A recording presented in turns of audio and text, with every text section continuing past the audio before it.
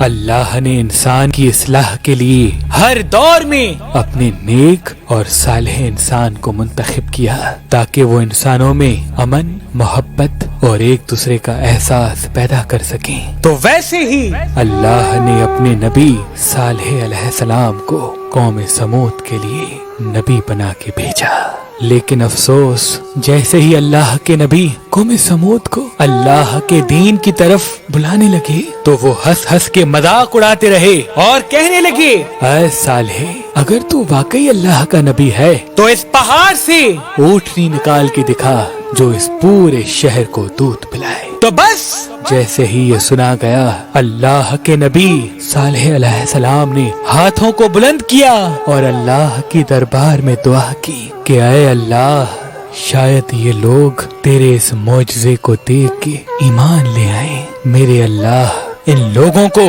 پہاڑ سے اونٹنی نکال کے دکھا۔ جیسے ہی اللہ کے نبی نے یہ دعا کی تو پہاڑ کو چیر کے ایک اونٹنی اپنے بچے کے ساتھ ان لوگوں کے سامنے کھڑی ہو گئی۔ پوری قوم حیران ہو گئی اور اللہ کے نبی حضرت صالح علیہ السلام فرمانے لگے، اے لوگو، یہ اونٹنی اللہ کی نشانی ہے۔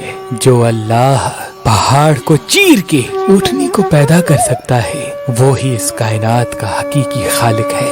اے لوگو، پتھروں کو نہ پوجو، آگ کو نہ پوجو، اس اللہ کی عبادت کرو جس نے تمہیں پیدا کیا ہے۔ اللہ کے کرم سے وہ اونٹنی پورے شہر کو دودھ پلاتی تھی۔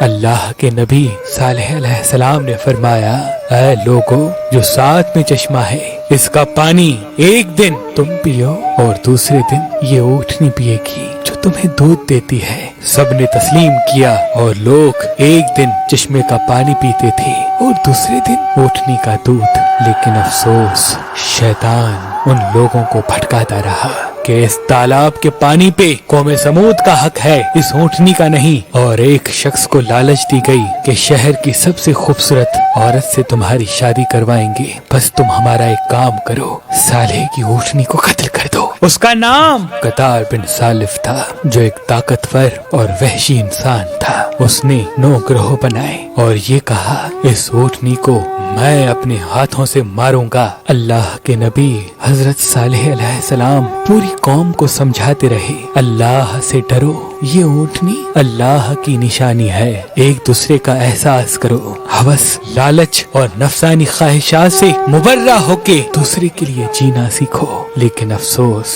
وہ سب ان باتوں کو مذاق سمجھتے تھے۔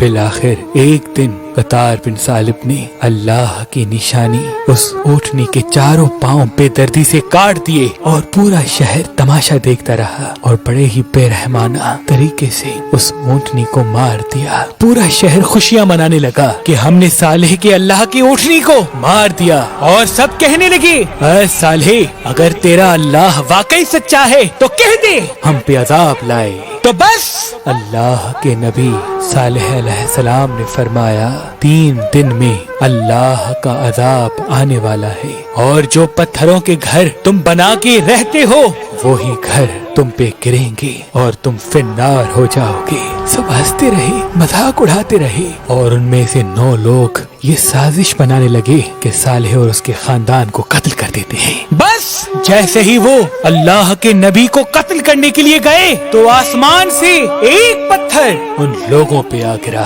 اور وہ سب کے سب فنار ہو گئے، اور یہیں سے عذاب کی شروعات اس قوم پہ ہو گئی۔ اتنے میں پوری قوم کے چہرے سیاہ ہو گئے اور آسمان سے آگ برسنے لگی اور زمین ہلنے لگی۔ اللہ کے نبی صالح علیہ السلام اور وہ لوگ جو صالح علیہ السلام پہ ایمان لے آئے، ان کے علاوہ سب کے سب فنار ہو گئے، اور یوں ان سارے ظلم کرنے والوں کو اللہ نے زمین میں ہی دفنا دیا۔ اللہ کے نبی حضرت صالح علیہ السلام اپنے قوم کے لوگوں کی لاشوں کو دیکھ کے آنکھوں کو نم کر کے فرمانے لگے، کاش تم لوگ ایک دوسرے کا احساس کرتے تو آج اس طرح رسوا نہ ہوتے۔ افسوس ہے کہ تم نے اپنی دنیا اور آخرت دونوں کو تباہ کر دیا۔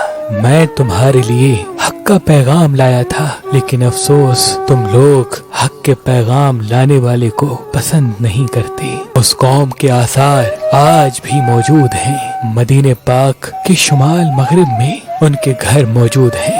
آج تک وہ علاقہ مدائن صالح کے نام سے یاد کیا جاتا ہے۔ پھر آپ ایمان لانے والوں کے ساتھ فلسطین کے علاقے رملہ میں آ کے رہنے لگے اور باقی کی زندگی وہیں گزاری، اور وہیں سے آپ نے دار الفناہ سے دار البقاء کی طرف کوچ کر لیا۔